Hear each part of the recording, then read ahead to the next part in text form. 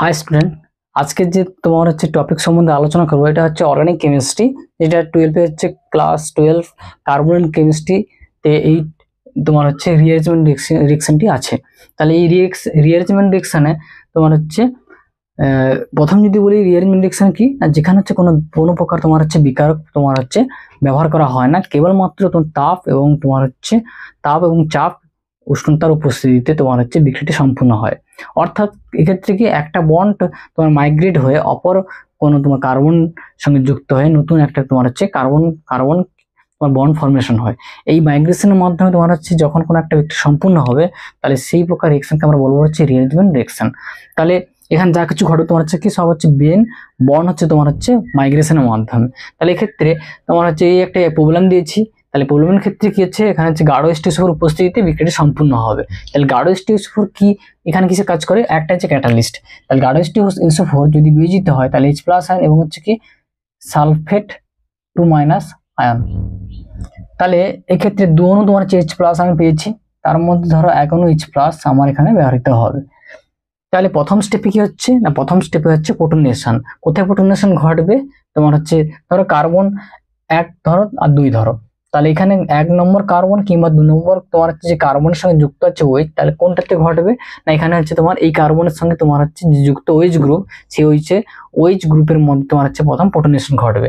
তাহলে অক্সিজেন কি তাহলে অনুপ্রের দ্বারা তোমার হচ্ছে H+ কে অ্যাটাক করবে, অ্যাটাক করলে কি হবে তোমার হচ্ছে প্রোটনেটেড একটা কমপ্লেক্স কম্পাউন্ড পাও। তাহলে সাইক্লিক রিং OH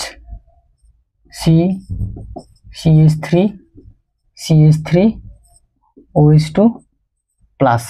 তাহলে যেহেতু এখানে OH অপেক্ষা H2 হচ্ছে কি বেটার তোমার হচ্ছে লিভিং গ্রুপ, যার ফলে এখানে হচ্ছে কি এক্ষেত্রে অক্সিজেনের উপরে পজিটিভ চার্জ হওয়ার জন্য অক্সিজেন হচ্ছে কি আনস্টেবল তোমার হচ্ছে, ফলে কার্বন এবং অক্সিজেন বন্ড তোমার হচ্ছে ব্রেক করবে। ব্রেক করলে হচ্ছে কি ওয়াটার তোমার হচ্ছে এলিমিনেট হবে, অর্থাৎ ওয়াটার হচ্ছে কি লিফট করবে, লিফট করলে কি হবে এখানে হচ্ছে কার্বোক্যাটায়ন ফর্মেশন হবে। তাহলে ফোর মেম্বারিং OH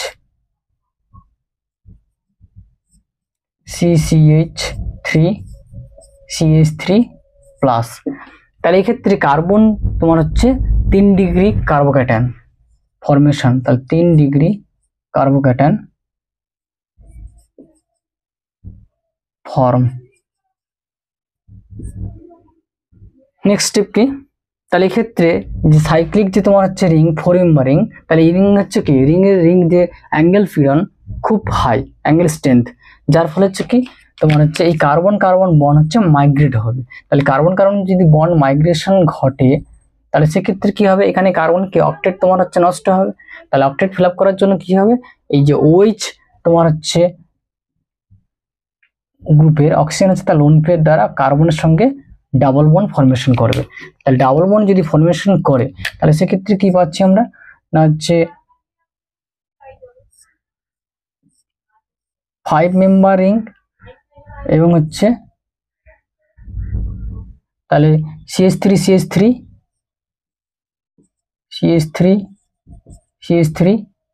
ডবল বন্ড ও H+। তাহলে এক্ষেত্রে অক্সিজেন স্টেবিলিটি পাওয়ার জন্য কি হবে না কার্বন ও অক্সিজেন এবং মানে হাইড্রোজেন তার মধ্যে বন্ড হচ্ছে ব্রেক করবে, ব্রেক করলে কি পাবো ফাইনাল প্রোডাক্ট। তাহলে 5 মেম্বার রিং মিথাইল গ্রুপ দুটো থাকবে, তার সঙ্গে একটা কিটো গ্রুপ যুক্ত থাকবে। তাহলে এই ছিল তোমার হচ্ছে ফাইনাল প্রোডাক্ট।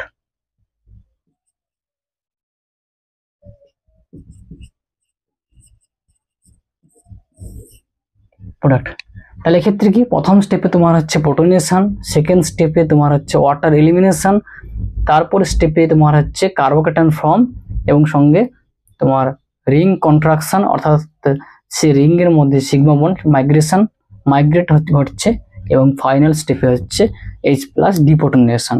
তাহলে এই 4টা স্টেপের মাধ্যমে কি হবে তোমার হচ্ছে পিনাকলন তোমার হচ্ছে অর্থাৎ কিটোন তোমার হচ্ছে কিটো গ্রুপ তোমার হচ্ছে ফর্ম হবে। তাহলে এই ছিল তোমার একটা ইম্পর্টেন্ট তোমার হচ্ছে একটা পিনাকল তোমার হচ্ছে রিঅ্যারেঞ্জমেন্ট